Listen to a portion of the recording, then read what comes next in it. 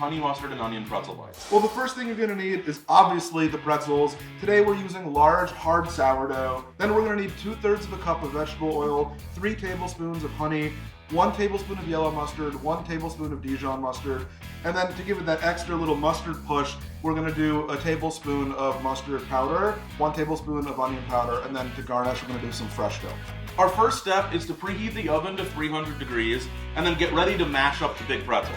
So we're gonna put them in the bag. And you really wanna make sure that you seal the bag. It's gonna get messy. It's gonna get messy. So be prepared. Just double check that the bag is sealed. Okay, we're gonna put these aside.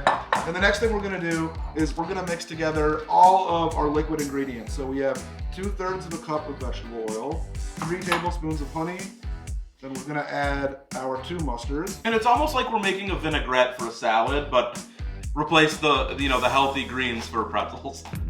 And then we're gonna add our mustard powder and our onion powder. We're just gonna incorporate those together. So once we have the mixture combined, this is the perfect time to mash up our pretzels. There's not really a method to the No, madness. there's no right or wrong way to do this.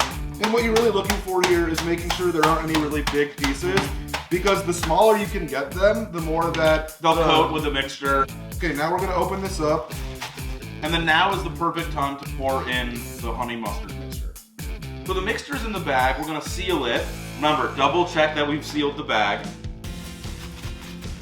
Now just make sure that we coat every single pretzel bite with the delicious honey mustard blend that we've created. And then after this, we're gonna pour it onto our baking sheet and then put them in the oven. And we add parchment paper on our baking sheet just because it really all caramelizes together and it's pretty easy for cleanup. The real important step here is to make sure that you spread it all out evenly in one layer so that everything can crisp up and you don't have all these pieces sticking together. And what I love about this is that the honey caramelizes on the pretzel, so it's almost like we're candying the pretzels. Exactly. It's a new way to look at a pretzel.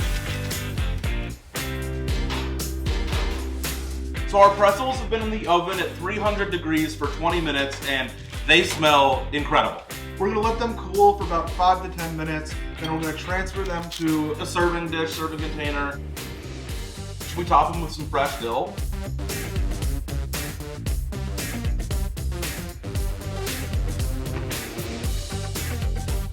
I'm addicted to these.